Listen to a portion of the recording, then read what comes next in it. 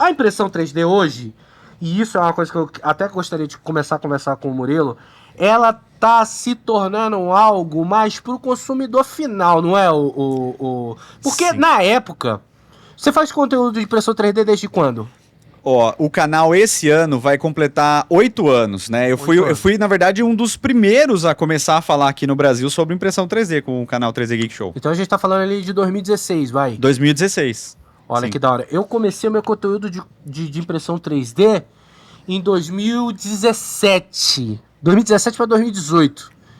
E aí, sem muita informação, fui lá pegar uma impressora que ninguém tinha, uma Snapmaker, mas me fez muito feliz, mas ela era muito pequenininha. Mas deu para atingir o meu público e isso foi muito legal, porque abriu a mente de muita gente. Sim. É Normalmente é isso que acontece mesmo. A impressão 3D ela vem pra transformar mesmo. É isso. Mas vamos falar das primeiras impressoras lá. Vamos. Tipo, eu peguei uma Snapmaker, que era uma impressora de uma...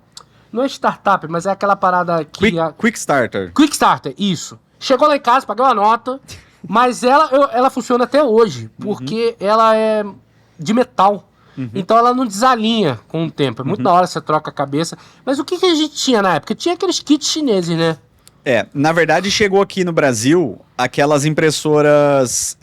eu costumo brincar, né? Eu falo que é aquelas impressoras do tipo Frankenstein, né? Que elas eram montadas com MDF, com aquelas plaquinhas do tipo Arduino, ramps, né? Ramps, aquelas plaquinhas que vão em cima do Arduino, né? Shields, né? E era uma coisa muito Frankenstein mesmo, porque a gente ia pegando partes e ia montando peças e aí no final tinha uma impressora 3D. E era horrível, porque, por exemplo, o MDF, com o tempo, ele ia entortando e desnivelava com facilidade. O Arduino e as plaquinhas, elas pegavam fogo por conta da má qualidade dos circuitos. Então, era uma loucura. Mas era algo que era vendido tipo do it yourself, né? É. O kitzinho vinha e você não sabia o que estava comprando, vinha uma receitinha de bolo, aí você ia lá e montava a impressora. Não era uma coisa que, eu vou dizer assim, qualquer pessoa comprava e conseguia, por exemplo, lidar. Não era. Tanto é que, quando eu comecei justamente com a ideia de que eu estava batendo muito a cabeça, né? Eu já tinha passado por diversos problemas, porque o canal completa 8 anos esse ano, mas eu já tô na impressão 3D há uns 10. Então já fazia aí uns aninhos que eu tava batendo muito a cabeça, e o meu intuito era justamente ajudar essas pessoas que estavam chegando a não passar pelos problemas que eu tinha passado, né? Então não era qualquer pessoa que ia conseguir. A mesa era de vidro? Ou a mesa de vidro veio depois? Não, era de vidro. Era de vidro, a mesa de vidro. Que mesa de vidro hoje é coisa do passado, né? Eu tive que escutar isso. Eu falei, eu uso mesa de vidro ainda. Mesa de vidro é cringe. É cringe. É porque até você acertar a mesa de vidro e tal, dá tempo. Trinca, você se corta. Delamina. E fica aquele pedaço de vidro colado na peça. Nunca mais sai. Nunca mais fica sai. aquele olho de peixe. Se você erra o adesivo, você nunca mais tira a peça do vidro. Isso é loucura. Mas assim, eu lembro desses kits aí, que vem até com os PCB vermelho. Os motorzinhos. Nossa. Mas aí, o que simplificou depois? O que veio hoje pro mercado que simplificou, né?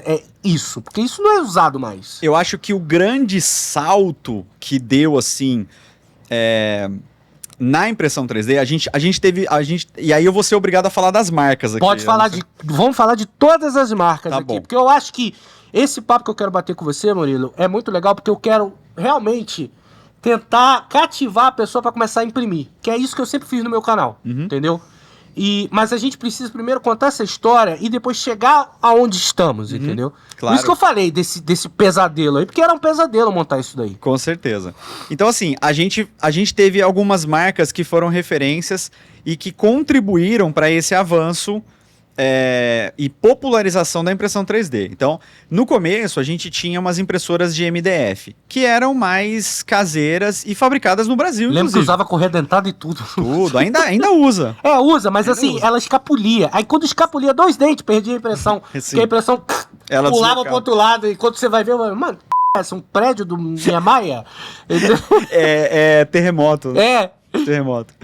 Então, assim, tinha empresas que fabricavam as impressoras no Brasil com corte laser, por exemplo, porque era de MDF, então elas conseguiam fazer o corte a laser dos MDFs e importavam os eletrônicos, por exemplo, da China, que era muito fácil, né? Comprava aí AliExpress, Banggood e tudo mais.